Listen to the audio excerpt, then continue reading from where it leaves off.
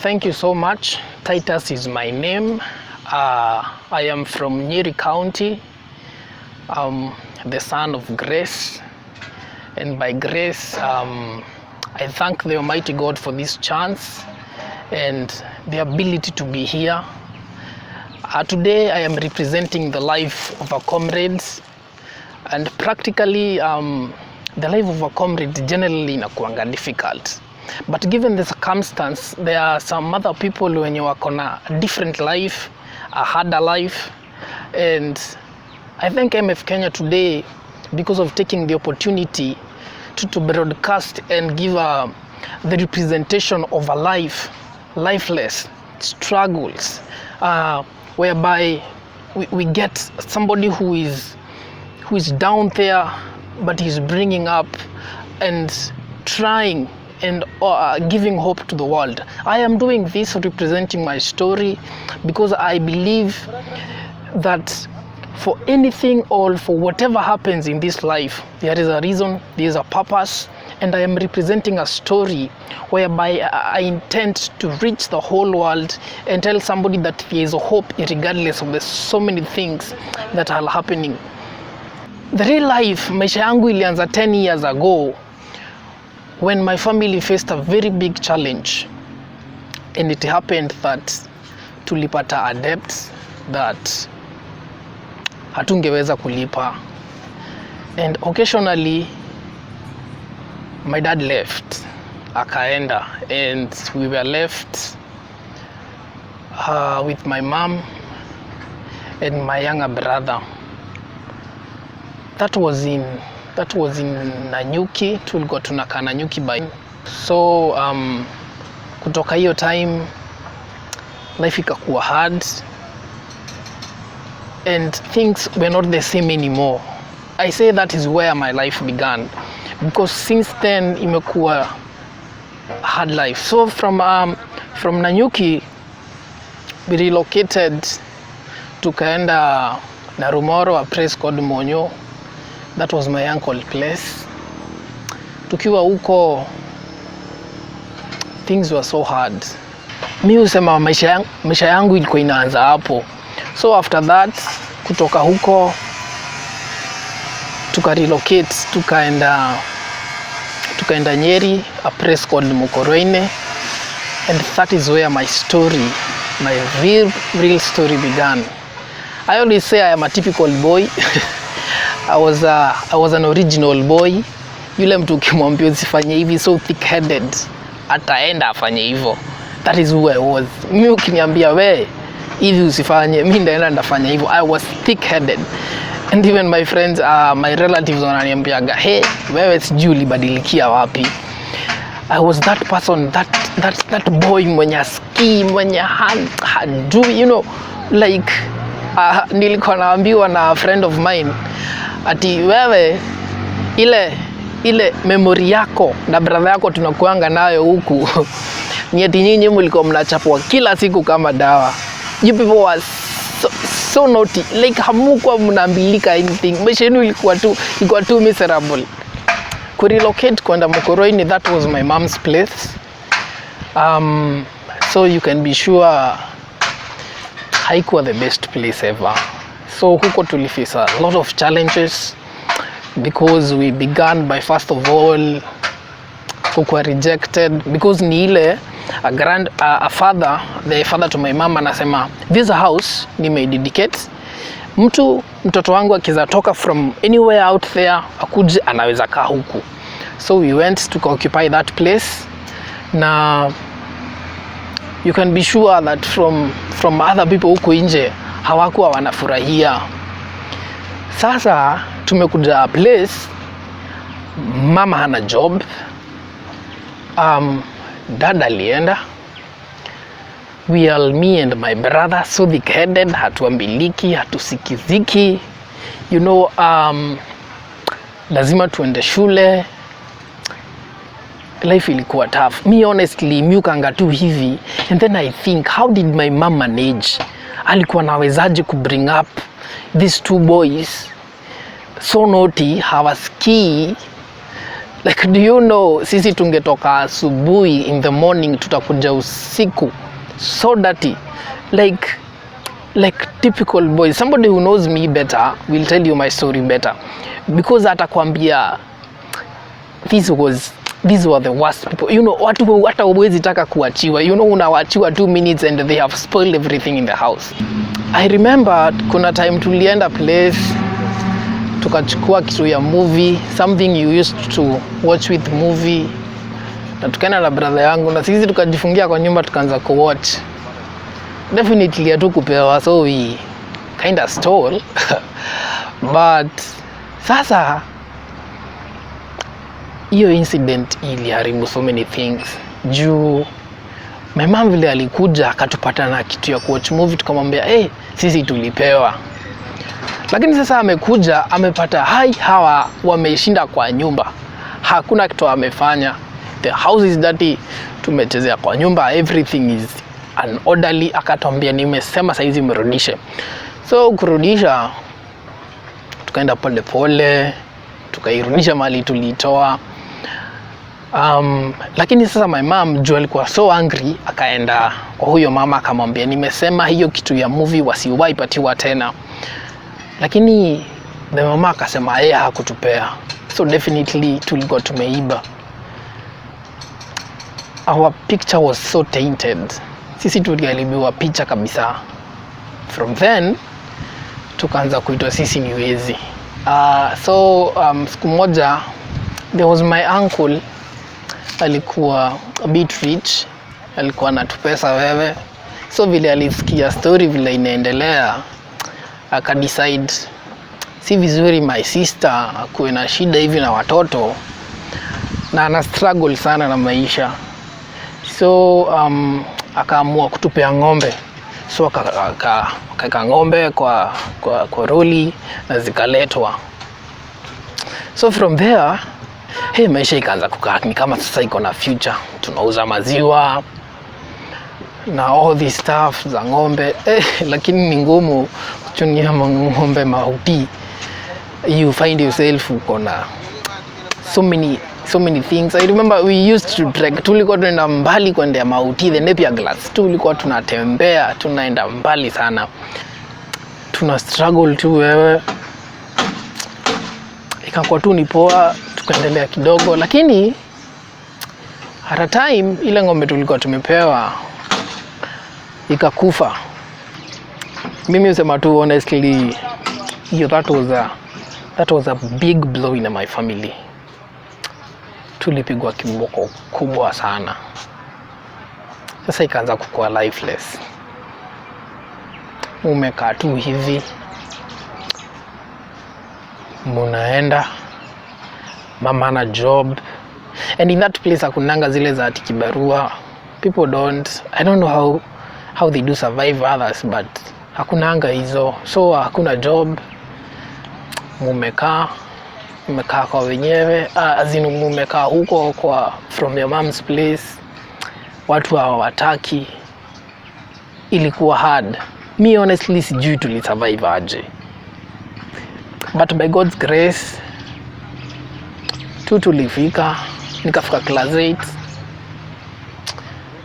na nikamaliza, nikapata I got 371 marks na nikaenda high school. Nilienda Kahati Boys.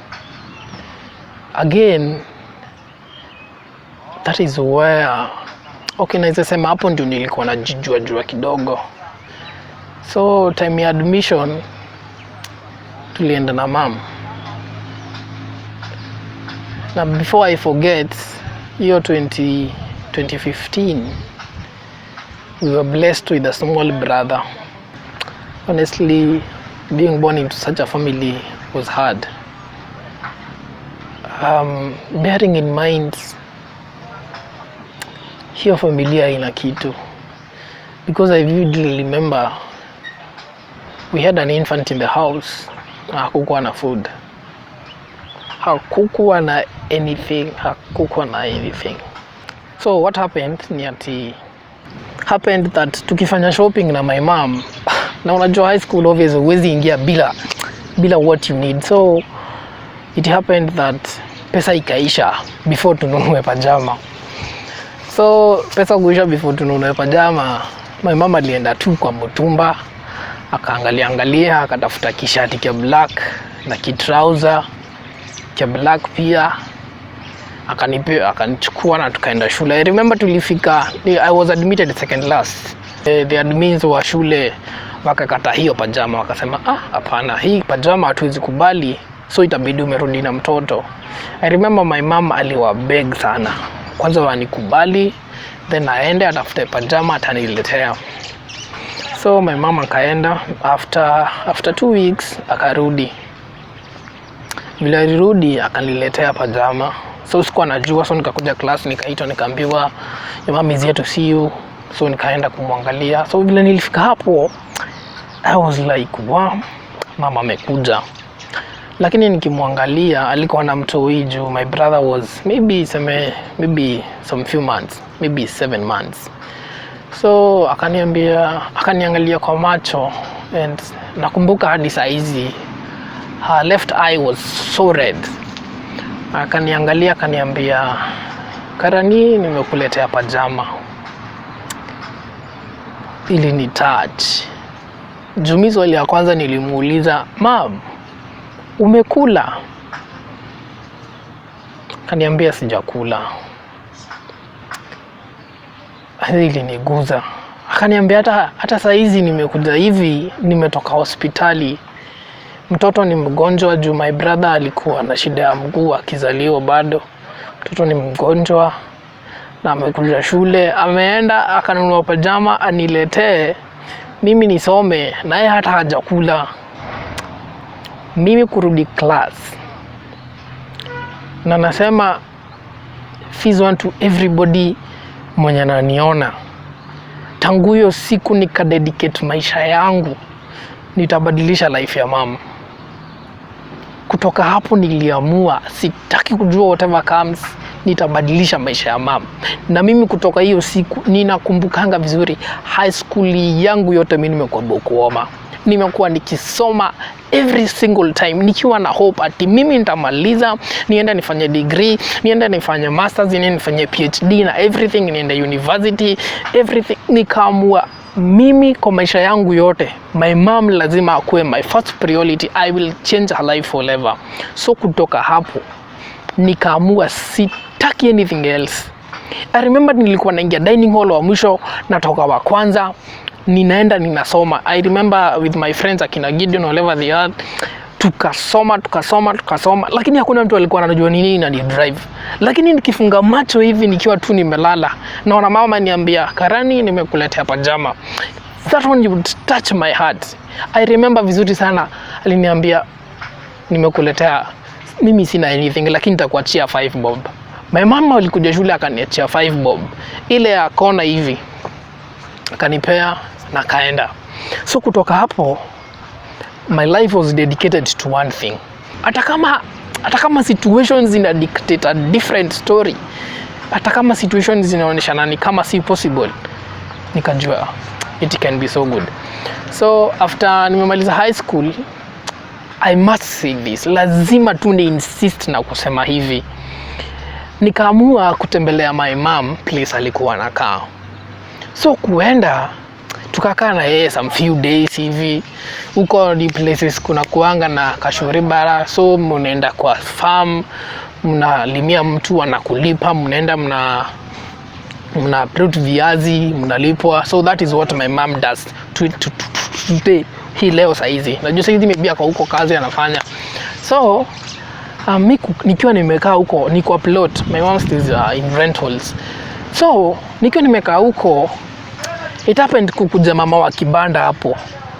Akakuja akamwambia, wewe mama, okay, alikuwa anatumia lugha ya mama, so it was more weird and more ugly and so bad. Akamwambia, wewe utanilipa pesa yangu, nilikukopeshea sukuma wiki last week na hujawahi nilipa 20 bob. Na sijui, I don't know how to say this, but tena nikakumbuka kwa nini ninasoma, why am I doing this? So life imekuwa so hard, like my dedication kwa everything. Sasa ninaiona, sasa reality imenihit, imeniambia unaona maisha yako mama yako anapitianga, amekosa 20 bob for 2 weeks. Hebu niambie utaishi hivi hadi lini? So mimi kutoka hapo nikapotea nyumbani, I couldn't bear it. Nikapotea home, nikaenda na huko na nyuki kwa auntie yangu fulani, nikamexplainia my situation, akanisikia, akanipea place to stay. Okay, mimi maisha yangu after nimemaliza form 4 manze ile ni frustrate. Nilikuwa na plans, nasema nitaenda driving, nitaenda wapi? Hiyo haikuwa possible. So mimi nilianza kulimia watu, mtu ananipea 250, najua mimi nimepata sapa.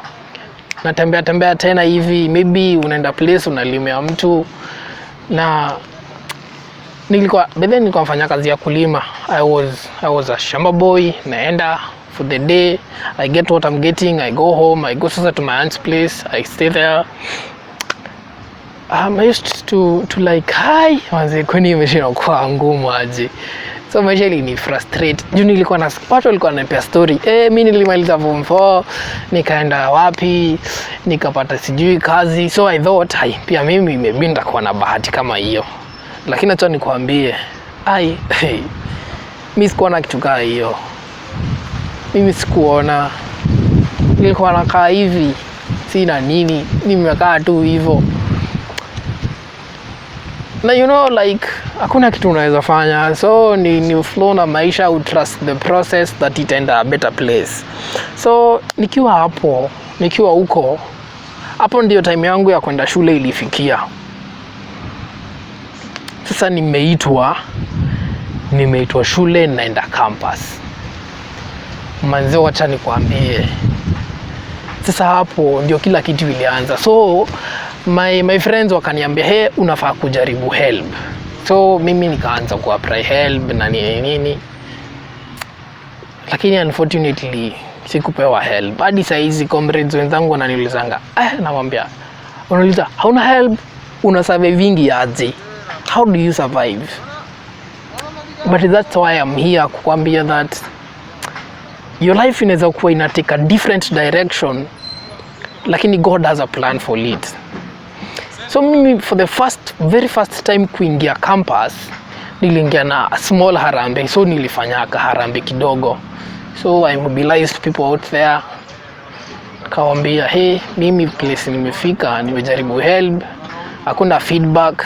Nini just hiyo ilikuwa ni time ya corona. Mnafaa kujoin online. Alafu mnaambiwa you should pay maybe 60% of the fees ndio uweze kuaccess. Mimi nikajaribu.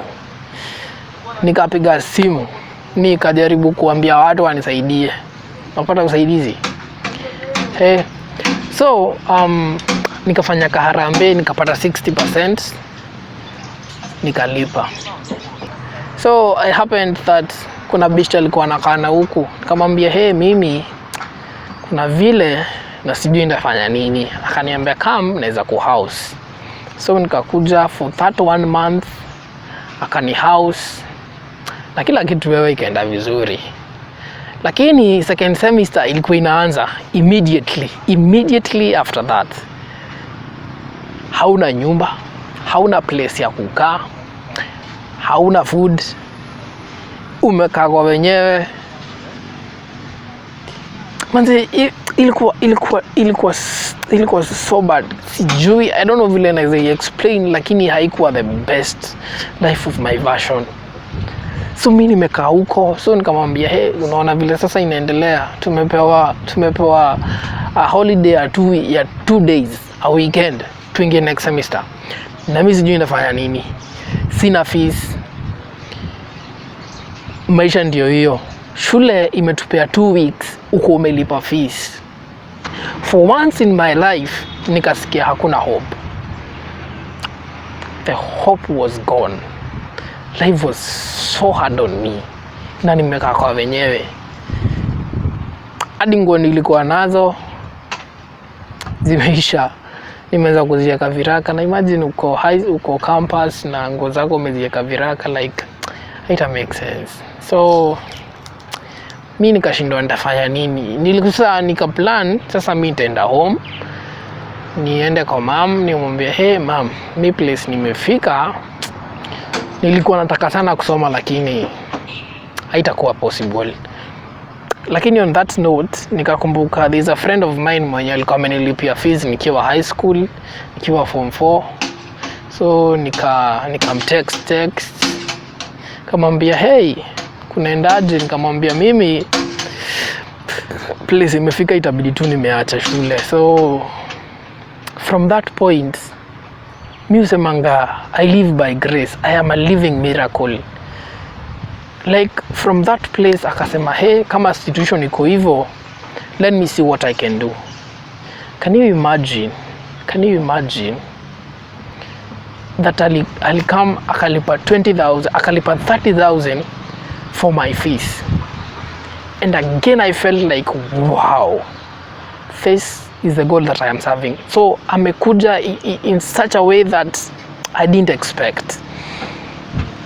So nikajua sasa ni mimi na kutafuta food, ni mimi na kujua kitu nitavaa, ni mimi na kujua place nitakaa sasa. Lakini obviously niko kwa wenyewe, and to be honest with you, nikwambia tu kweli, somebody can stay with you only for such a time.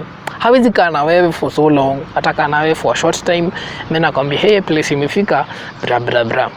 So kutoka hapo nikahamia kwa besti mwingine. Juu kuongea tu kweli, kwa afford a house ilikuwa ni ngumu. So nikahamia kwa friend mwingine. So na yeye akani house for a bit of time. Kuna kitu watu wamade sana kwa maisha. When God is in life, everything becomes smooth. Lakini literally, when we talk of smooth, it means that you tried and God came through. When life is smooth, it means that through that hardship yenye unapitia, God came through. I said earlier that I am an audiator, I am a crowd mover, I am a motivational speaker. More to that, I am saved and I am a heavenly stamped a man of God. Basically, the main aim yenye imefanya that makes me today come and give my small story, inspiring or not, it is to talk to that somebody who is there, who is looking at me and is wondering like, what do I do? And my situation is so hard. What do I do when my family is in thick, when my family, we cannot move mahali tumefika?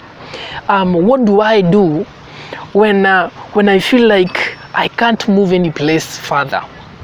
I am bringing the message of hope. I am bringing the message of restoration. And as I said, my life has been spent on knees and my tears. Mimi, I am a crying mammal. I usually cry to God. So when I was crying to God last year in November, I felt like kulikuwa na a shift in the spiritual realms, whereby that God is talking to us and atuambia, I am coming to restore your lives. And today my message to you is that there is restoration for you.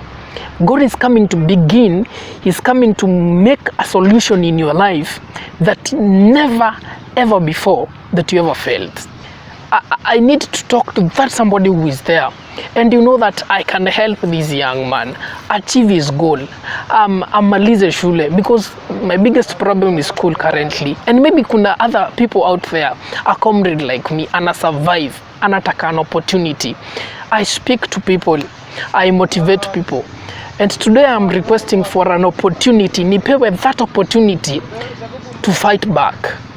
Because life has cornered me into a place that siwezi kujitoa, but nikipewa that opportunity to share my story, to share my experience, to share my wisdom and knowledge, I know that life is going to be better, not for me, but for everybody who sees me and listens to me. Thank you so much for listening. I will give my number. My number is 0758 367 162. You call me on that number, we talk, we motivate each other, we give us each hope, we share our story. Thank you so much, MF Kenya. We will continue to share my story, and I will give you the most interesting part of it. Thank you.